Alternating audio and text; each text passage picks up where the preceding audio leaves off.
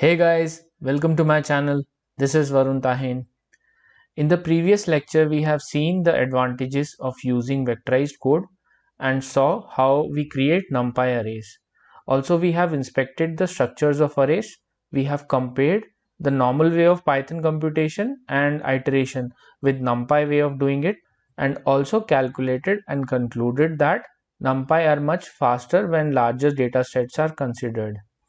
Okay, so I would recommend to see that video first if you guys have not yet seen that, in order to understand the concepts and syntax used in this session. Now in today's lecture we will continue to learn NumPy arrays and check some functions to stack and split the arrays, and also look at some mathematical built-in user-defined functions, and at last we will see linear algebraic operations that we can perform easily using NumPy. So let's start. Let's look at some of the ways to manipulate the arrays, that is changing the shape, combining and splitting it. Okay, so we have already seen how reshaping of arrays work. It is through the reshape function. Let me reiterate for you. So what we will do is we will reshape a 1D array into 3 into 4 array. So let's check that. So I'll say import numpy as np. Okay, I'll have some array equals to np dot arange. So I'm using arange to specify the numbers I'm going to use. So let's say 0 to 12. So it will be taking 0 to 11 numbers, and then I will reshape it to, let's say, 3 into 4 matrix. Okay, so this reshape function, what it will do, it will reshape this 1D array to 3 rows and 4 columns. Okay, now I will print it. So exactly it has taken 4 column and 3 rows. So guys, as I have already told you in the previous lecture, that whatever we take as input in the reshape function should match with what we have as total numbers at hand. Okay, so let's say that we have 12 numbers as above, and we want to reshape it to 2 into 7 matrix. Okay, so this is not possible as total numbers are 12 starting from 0 to 11, but reshape function expects 2 into 7, that is total of 14 numbers. So it will definitely give us error. Okay, so let's check that out also. Let's say that we have the same sum array and we will try to reshape it to 2 into 7. Okay, so I'll give here 2 and 7. So see here it gives a value error saying that cannot reshape the array of size 12 into shape 2 into 7. Why it is giving this? Because 2 into 7 comes up to 14 and it is expecting 14 numbers to come there. Okay, but we have only 12. So if I change it to 6, that is 2 into 6 equals to 12, you'll see that this error goes out and we will have 2 into 6 matrix. So guys, sometimes what happens is that we have a larger data set and we need only definite row or columns. Okay, so if we specify only the row parameter or the column parameter in reshape, it should work ideally. Okay, so NumPy gives this flexibility to specify -1 as a dimension so that the other dimension are automatically calculated. Okay, so -1 means whatever dimension is needed. So let's check out that example also. So let's say that I have this sum array. Okay, and I will reshape it to 4 comma -1. So I am definite that I want 4 as rows, but I don't know the columns which will be needed for reshaping it properly. Okay, so I'll give -1, and what NumPy does is it will automatically calculate the column parameter here. So you guys can see here that 4 into 3 is 12. Okay, so this parameter you can always give as -1 when you are not sure of number of columns, or even you can give it in number of rows also, it will work. So it has again reshaped it to 4 into 3 matrix. Now let's say that we want a transpose of this array, okay, which we originally created. So by transpose we mean that setting the rows as columns and columns as rows. So these rows will be columns here. So it will be something like 0, 1, 2, 3, and then 4, 5, 6, 7, and then 8, 9, 10, 11. Okay, so there will be, like, this is 4 into 3, so its transpose will be 3 into 4 matrix. So let's check out that also. I will say sum array and dot t. So that's it. So it has done the transpose of it. You can see that all the numbers which are appearing as the row, it has come into the columns, and it is 4 into 3 matrix now. Now let's check out how do we stack two arrays. Okay, so stacking can be done, and there are of two types: horizontal stacking, that is, in that the numbers of rows should be same, and there is another stacking, that is vertical stacking, where number of columns should be same of two arrays. So let's check both of them. Okay, so let me create two arrays first. Array 1 equals to np.arange, and then I will do for 12 and reshape it to 3, 4.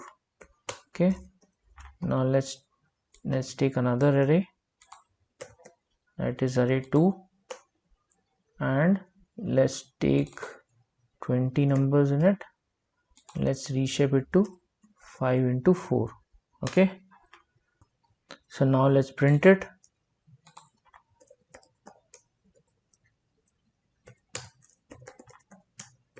And I will give an empty line in between, so I'll say /n just to identify both of the arrays, and this is array 2. Okay, now let's check how do we stack it. So we'll first check with vertical stacking. So I'll say np.vstack.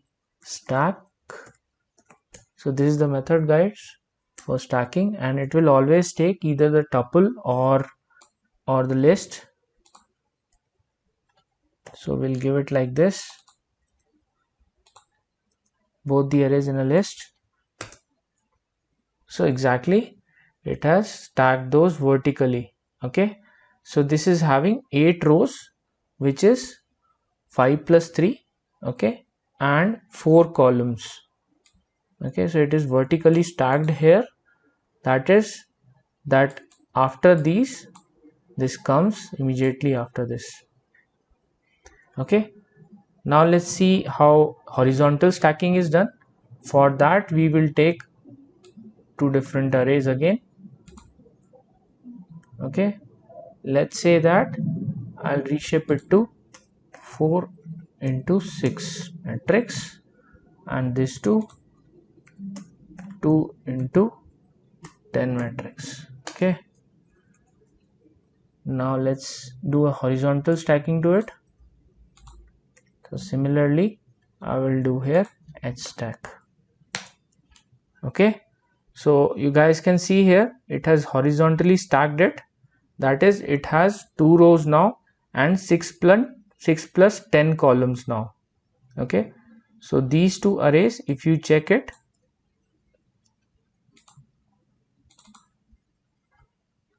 and just print it again.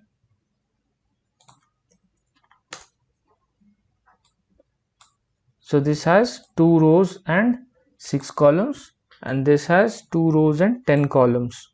So it has stacked it horizontally, giving the first column, starting from first column, it has appended at the last column of the first array, and likewise.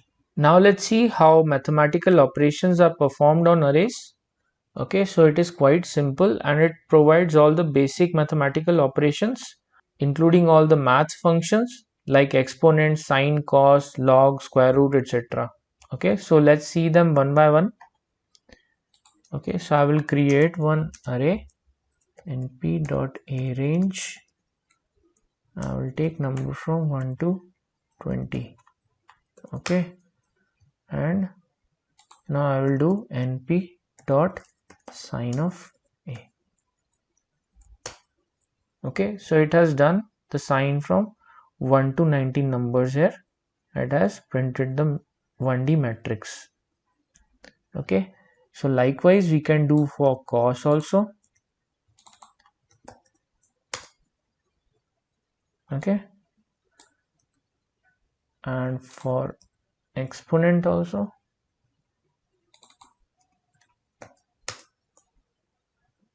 Okay, and for log 2. Now let's see application of user defined functions. So we can also apply our own functions on the array. For example, applying the function you can see on the screen, that is x divided by x plus 1 to each of the element of the array.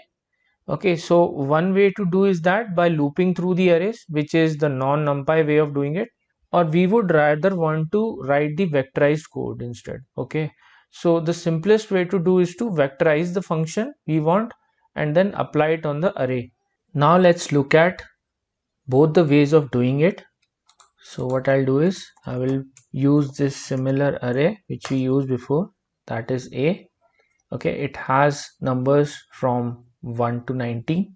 So now we will look at the non-numpy way of doing this function.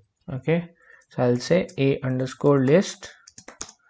Okay, and I will use list comprehension and say for x in A and return x divided by x plus 1. Okay, and then print it. Okay, so it has converted each of the elements. Okay, and did x into x plus 1. So 1 divided by 1 plus 1, it gives 0.5, and likewise it has done it for each of the elements in this list. Okay, so guys, now let's look at the numpy way of doing it. So we'll use vectorize function here. So we'll create just like a lambda function. Okay, this is a vectorize function. So I'll say vectorize and then use a lambda here. Okay, and I will take an input as x and return x divided by x plus 1 as the output.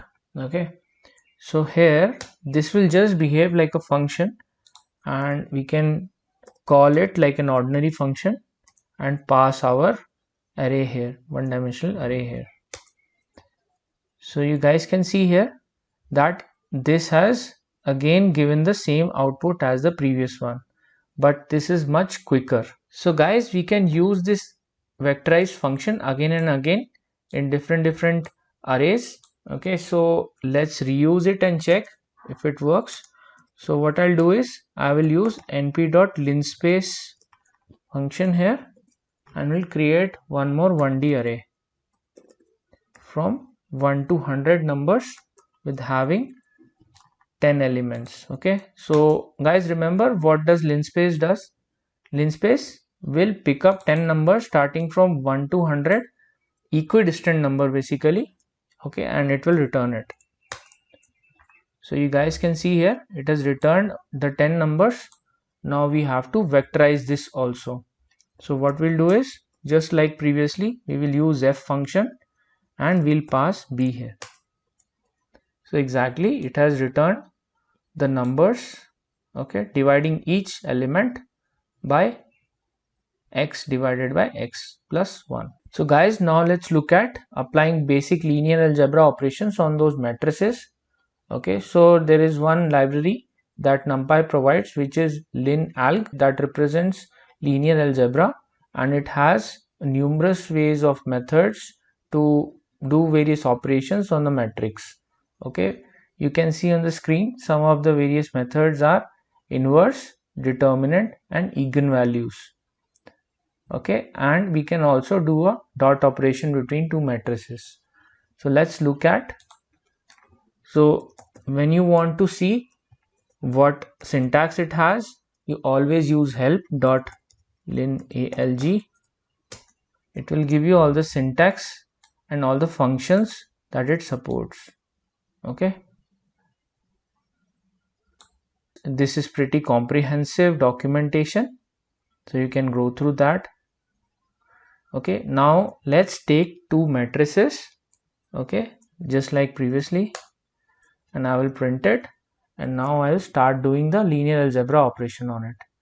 Let's say that we want to do a inverse of matrix A here.